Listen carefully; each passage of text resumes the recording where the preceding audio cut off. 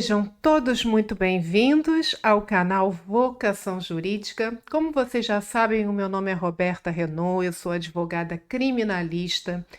Sempre disponibilizo para todos os seguidores o meu WhatsApp, caso você queira tirar dúvidas sobre o funcionamento de um processo criminal na prática, caso você tenha dúvidas sobre direito penal, direito processual penal, ou queira uma consultoria sobre um processo. O WhatsApp é para isso.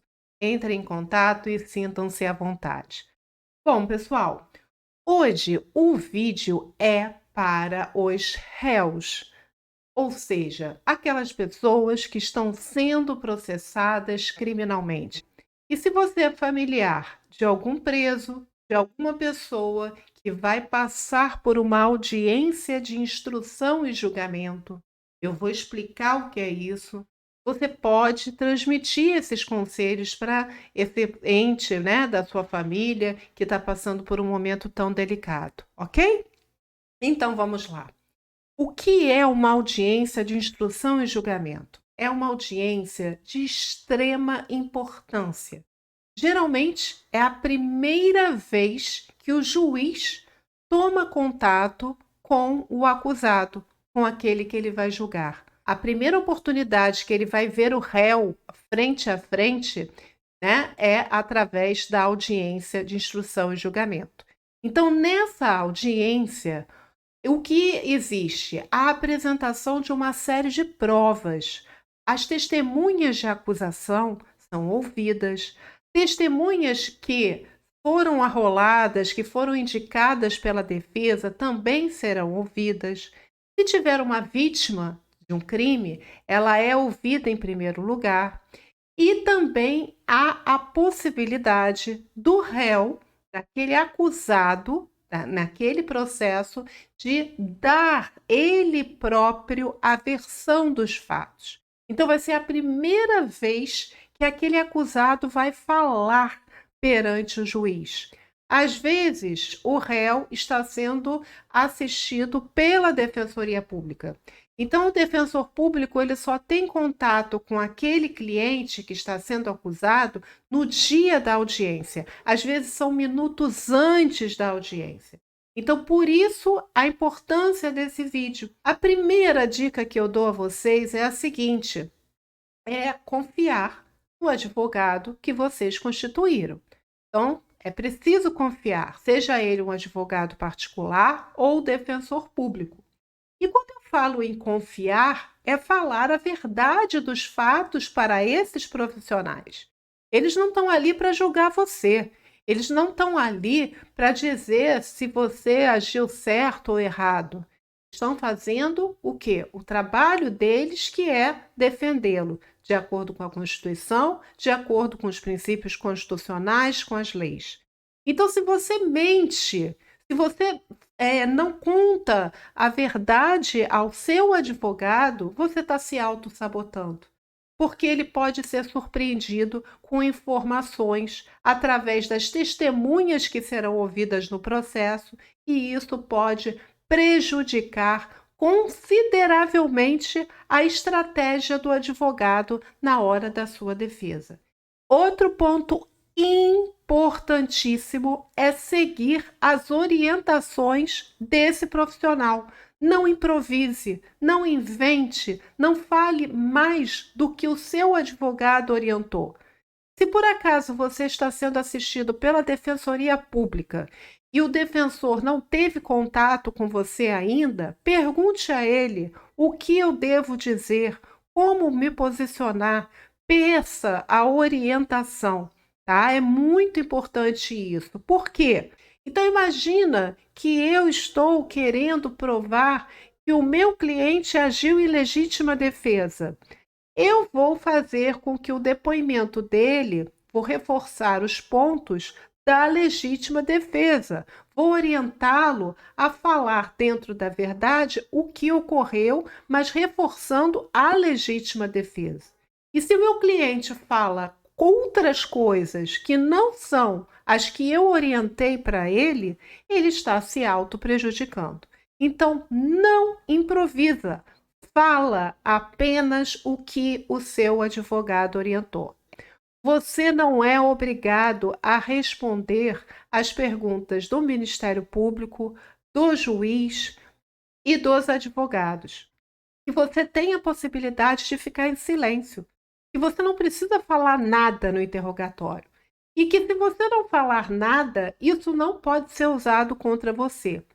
Mas às vezes existe uma outra estratégia por parte dos advogados. Alguns advogados, eles ficam receosos com as perguntas que o promotor possa fazer para você.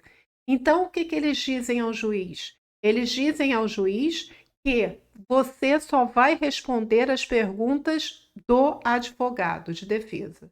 E isso é um direito seu. Se o juiz te pressionar para responder e seu advogado disser que não, siga a orientação do seu advogado. Tá? Então, por isso que eu falo, advogado é igual médico. A gente precisa ter uma relação de confiança, saber que escolheu um bom profissional para atuar. E quando a gente não tem essa possibilidade, como é o caso de muitas pessoas que são assistidas pela Defensoria Pública, mas confiar no trabalho daquele defensor e pedir para conversar previamente com ele. Começou a audiência, o juiz vai perguntar: o senhor ou a senhora já conversou com o seu advogado, com o defensor público? Se você tiver dúvidas, se você não tiver ainda obtido a orientação, você peça para conversar. O juiz é obrigado a suspender a audiência naquele momento, né? Ele interrompe durante alguns minutos para que você possa conversar em espaço reservado. A sua postura na audiência. Eu já tive muitos problemas com clientes em razão de postura. Júri, por exemplo. O que é o júri? O tribunal do júri. Quando, por exemplo, um cliente responde por um homicídio. Então, ele está no plenário do tribunal do júri. Um julgamento, está sendo acusado de um crime bárbaro, de um crime grave, que é um homicídio. Se ele chega nesse julgamento numa postura arrogante, risonho, ou como se não tivesse nem aí, um comportamento desrespeitoso, qual o resultado disso? O pior possível. O juiz, né, quando não é tribunal do júri, é o magistrado, aquele que fez concurso, que tem a toga, o togado, que vai julgar o caso. Mas ele é um ser humano e ele tem um contato com você e vai ter uma impressão de você. Você é acusado, você é réu, né? Da mesma forma que todos nós temos. Não tem aquela frase, a primeira impressão é a que fica? E é verdade, às vezes a gente até muda depois de opinião, mas a maneira como a pessoa se comporta, como ela se veste, como ela fala, tudo isso influencia na nossa imagem sobre a pessoa. Então, tenha um comportamento respeitoso dentro da audiência. Olhe o juiz nos olhos com respeito. Trate o promotor também com respeito. Vossa Excelência, Excelência. Não chame o juiz de você. Isso é um erro grave. Não ria. Não interrompa a audiência. Quando você quiser tirar alguma dúvida com o seu defensor, sinaliza para ele, né? Chega, você vai estar perto dele e fale: preciso falar com o senhor. E aí ele vai pedir, ele vai se aproximar mais de você para ouvir e vai ver se é relevante ou não. Então, tudo isso influencia no resultado final. E se você verifica durante a audiência que alguma testemunha está mentindo, né? Porque às vezes você vai ter a possibilidade de ouvir as testemunhas. Porque veja bem, se são policiais que são testemunhas, esses policiais têm que prestar o depoimento na sua frente. Eles não podem dizer que se sentem temerosos, não. Se eles mentirem e falarem coisas que não são certas, você pode falar com o seu defensor, olha, esse ponto, mas falar no ouvido dele, né? Pedir para falar calmamente, não interromper a audiência, ajudá-lo na defesa, principalmente se você está sendo assistido pela Defensoria Pública, que provavelmente não teve muito tempo para cuidar do seu caso. Então, presta atenção em todos esses detalhes e eu desejo a você que vai participar de uma audiência de instrução e julgamento toda a sorte do mundo, tá?